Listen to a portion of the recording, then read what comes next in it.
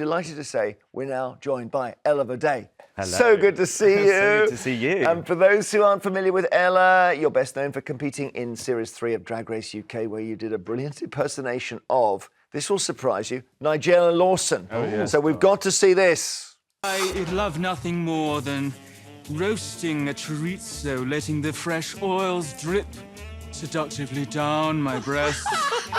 And then I like to lap up the fluids from the south spoon. It's in the new book, darling. Very good. Thank you. Microwave. You could tell when you make like RuPaul laugh properly like that, you know that you're in, And right? literally, when I did that, I was going to do Mystic Meg, and I switched to Nigella.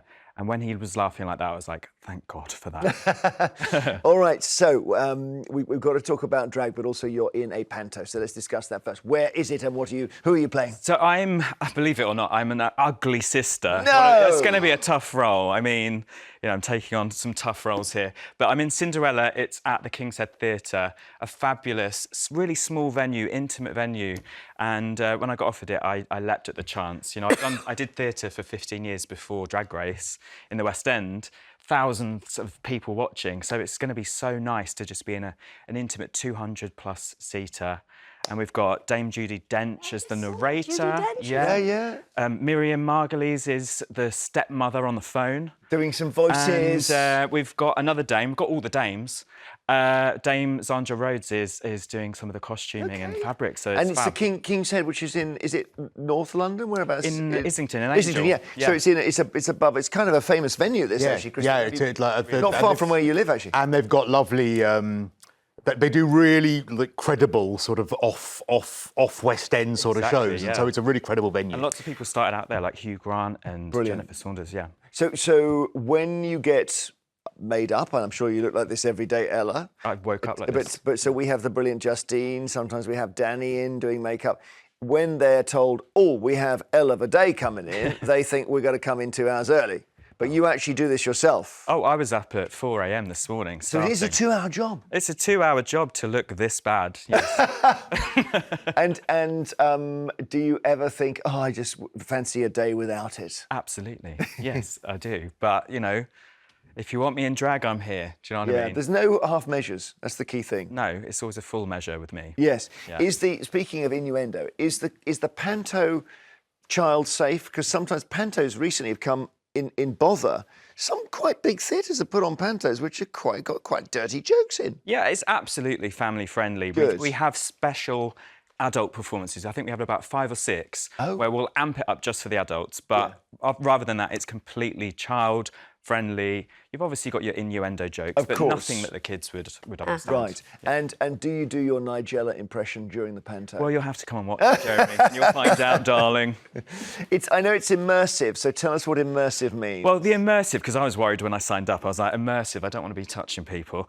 But the venue is so small that it's kind of in 3, so you're surrounded by us. The entrances come through the audience, so you're very much going to be involved, and you can't really hide.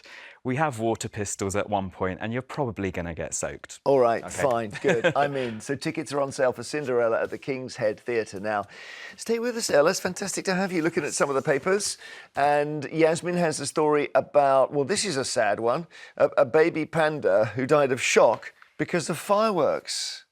I know. This is so sad. This is in Edinburgh, at Edinburgh Zoo. Baby red panda. And they're so hard to breed. I mean, I just feel so sad about this. But I want to know how they know it was a reaction. Was it sheer fear? Died of fright. Yeah, apparently. Actually, on bonfire night. Choked on its own vomit. It choked. OK, let's go graphic here. Sad. That's fine. It choked on its own vomit. Like Jimi Hendrix. I mean, it's a real rock and roll death, and it's very, very sad, and I don't know what to say. I mean, I know what to say. They've got to put these things in a soundproof room. No, I think we ban fireworks other than at organised displays where you know the time and the place. We have so many things that we are health and safety insane about in this country, yet mini explosives, seemingly for a month in the run-up to bonfire night, you can let off at will, and it's fine. And if you're a feral child, you do it twice as much after school. Funny enough, I'm thinking about this. Obviously, things are changing, and I want to hear your view in a second. I think I think you're totally 180 degrees wrong. I think you ban organised displays. You only allow disorganised ones because they're smaller. So I saw a neighbour the other day. He's bought 4 fireworks to let off in his garden. That's not going to kill a panda. But it's gonna scare my dogs to death to the point where they are shaking and shivering. But in it's the corner. organised display that does that because that's where they set off the massive. No, because which then side are you on here, Ella? I have my dog isn't scared of fireworks. Firstly, Well I think done. we trained him so he's not. I don't understand why fireworks have to be so loud, and also drones are such an incredible thing now. You can do such incredible displays with drones, which make thoughts. 0 sound whatsoever. Yeah. We normally, at this moment in the show, when we're mentioning fireworks, mention the San Diego firework display about 10 years ago, where they had, we'll be able to find some pictures of it, but they basically had a 25-minute display that went off in 8 seconds. I saw that. Yeah, and because of someone hit the wrong button or was a computer fault. Really? And it was, I'm not joking, it was like a nuclear explosion. That's what, you've got to ban that, Yeah, I agree. right? But at least you know Pandas the time live in and the fear place of that that. is happening, and I can turn up the telly, turn on the music, and the dogs won't hear it. So What is it about it? Suddenly, because my cats get really scared. One hid under the oven, you know. I turned the oven on, and it could have baked it. Yeah. And I'm just thinking, what is it about the sudden noise that scares them? Is it that it's something they can't control? it's the sudden like banging, and they've got really sensitive hearing, and I just think that I just don't get it. I think don't little get it. kids get really scared of the big bang ones too. Yeah, I'm a little surprised that the zookeepers didn't pay more attention to this Yeah. baby. To be I agree. It honest. was a very small Yeah. thing. Storm is taking your calls on this later. Does the baby panda's death show? We do need to ban maybe, as Christo says, the private displays, organised displays, or just ban fireworks. It's such a 20th century thing. We don't need them. 0207 862 2222. Ella there's a story. I love this. The story about something called mankeeping. Yeah, so it's not beekeeping, it's not manscaping. We now have a word called mankeeping. It's to do, basically, the females, the ladies, having to organise their partners, their male partners' social calendar and making sure that their men are leaving the house. Because apparently, according to a survey, 27% of men in the UK report having no friends at all. We're in a Billy No Mates pandemic right now. Interesting. And I just feel we all go through our own loneliness in life. Why should it be the burden of their partner to organise their social calendar? But the idea that women are treating men almost like pets now, that seems to be what the story is saying. You've got to take him for a No, walk. it's not saying that. You've got to No, take it's him for a saying walk, that you've men got to are so feed him. hopeless often that we women have to take charge. I have to say, how did this turn into they're being kept as pets? They're hopeless. Well, They're hopeless, and a they bit like- expect us to do it. We'll have the story in 10 years' time. A man who was being kept as a pet has choked on his own vomit during a fireworks. Would you ban fireworks for that? Well, because isn't it all to do, Christo, with this idea that men are? It is the hopeless. We allowed this. How do we allow Yasmin to say that? I know. I What are you was going to do to me? actually. What are you going to? I'll say it again. Men are hopeless when it comes to something. I didn't even flinch. And women are, in some cases, a little bit sexist. Then that's a sexist comment. No, it's the truth. No, gaslighting. I have a man who's wonderful. I'm really lucky he's the to have exception. him. So some- but he is hopeless about Some the social men are diary, hopeless. about ringing his sister. I have to remind him. It's true. Yeah, it's true. But some men are fair hopeless. You comment. can't make a gross generalisation like that, Yasmin. I don't think it deserves the name mankeeping. I think we should change the On name. some the idea that you- everything. No, I am all- hopeless when it comes to technology, computers, Yes, but to say changing plugs. Yes, but if I I'm were to hopeless. say all women are hopeless No, I at think- technology and changing plugs, that would be sexist. No, but I'm in favour of some generalisations because they help us reduce the time spent taking in arguments, because not everyone has to say, of course, the exception is my husband, for example, which you've just done. I think this is classic gaslighting, actually, the idea that men are so incapable, they now have to be kept as I'm crying for you. No, I'm not. No. I actually All right. think this is really sad, and I think that so many men not having friends is actually really terrible. And there we are, taking the mickey out of it, when actually men are lonely. And if you're a lonely man that you need your partner to arrange your social life, I think that's very sad. I did one thing, evidence in Yasmin's favour. A friend of mine who's married to another friend of mine. So she said you know, he one morning he took the kid to the football practice, which she normally does, and she said, okay, here's what you do. Here's the car keys. You start the car, you put the child in the car, and you don't forget the kit. And she said, I'm going to put the kit by the front door in a little pile, right?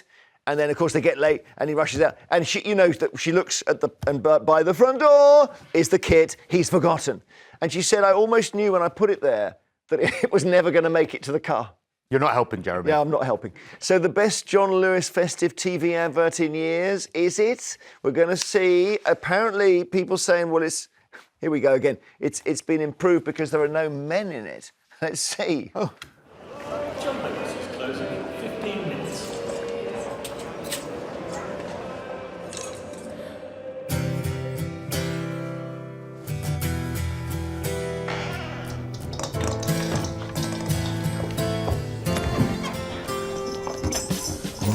What are you looking for?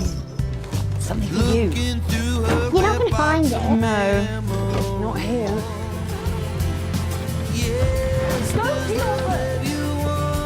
This is mine. What's your problem? It doesn't even look good on you. Get out of my room. And you still haven't even found me again. You actually came. Stop this face.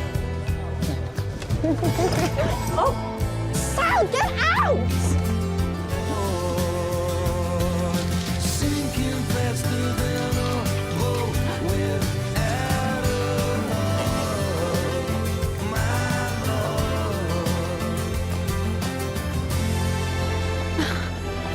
What took you so long?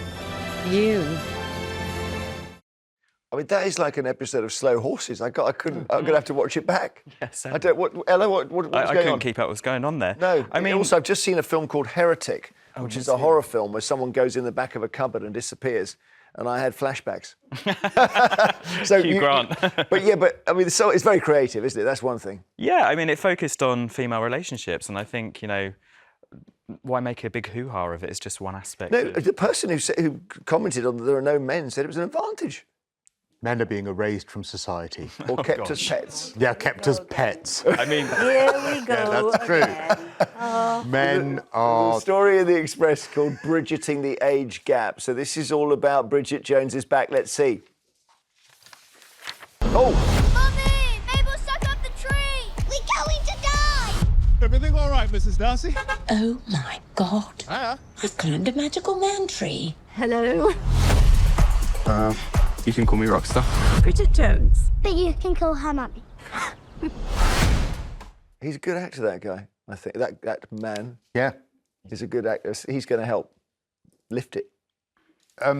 What's his name? Leo something, isn't he? I don't know. He was in White Lotus, yeah. Yes. But listen, Leo Woodall, great actor. So gosh, we've got a lot of sort of cultural reference. We've got John Lewis ad. I can't handle it. It's too much, Ella. yeah, I mean... All on the same day. It's all very... I feel like it's very female-focused today. I don't know if the panda was female that died. But We're female every this day. is all about age gaps, and I'm so bored of hearing this story about big age gaps. And I feel like, going back to women again, it's always the females that either get called cougars or they get called gold diggers if they're younger. Have you ever been called a cougar? I wish. I mean, you can call me one if you want. Yeah. No, I haven't. I mean... But cougars, I think, is a complimentary term, no? Yasmin, no?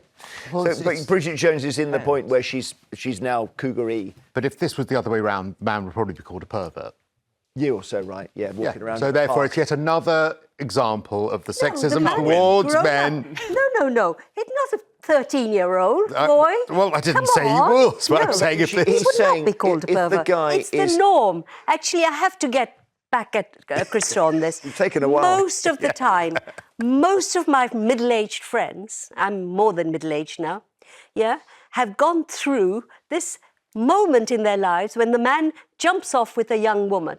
It's become so normal that, so many women find themselves, it's the norm. They can do that. It's absolutely the norm. And women they're find not that quite... called Women are pervs. This is the scathing about norm. that. This is the norm. yeah. Oh, she's too old for him now. He has to find somebody young. And the young women are actually quite delighted because they get the rich man, the you know, what Silver Fox, all of this. Yeah, well, don't point at me. It's all positive that way round. But hang on a minute. This is like this thing about second homes. The only reason people are, that these homes are being bought in places on the coast of Cornwall, Devon, etc., is because people who live there are selling them. The only reason blokes are leaving marriages in midlife is because they've been lured. Perhaps they've been kept as pets for too long. They've been That is partly true. So there is a fee. It's not. But what women are not surprises me victims is in that this. it's now become so normal that society hardly talks about All right. it. This has been the most. I don't know if you've sparked something here, Ella, but this has been deeper than we ever go, frankly. Oh, wow. Yeah, we've gone beyond any of the stories. We've gone to something, the heart of things. Before you go, just to make sure we go a little bit shallow again, we've got a catwalk. Come on, let's see the catwalk here, okay? There we are, because we have Ella who walks the catwalk and can show me how. And the producer said we've got some high heels for you. So I put them on, okay? In fact, I'll take my... do you know what? Walking in these, I must talk to Storm about it because she loves a heel. And I feel like we need a drag name for you. I'm thinking... Oh, go on. Maybe Amanda Vine, because you're a divine man. Amanda Vine. so I've got short... Are shorts okay with heels? I didn't want to wear jeans. I mean, sure. I mean, you've got very little support in those shoes, so be careful. They're really weird shoes. I mean, they were from a shop called High and Mighty, I think, or something. So, look... First of all, you do it. You give us some pointers. Watch Ella now. Watch how she does this. You just need to use your hips, okay? And just put one foot in front of the other. You've got hips, though. I mean, yeah, these are fake. I made these. Watch the hips coming back. Camera to the seat. Look at that. Look at that bum. So you're basically so just put your hips out as you walk. The hips, are you, like that? Yeah, what are your hands doing? Are they doing that? Put them on your hips, maybe, or like your waist. That's it. Last time I went on high heels, I got the trolling. My phone was smoking.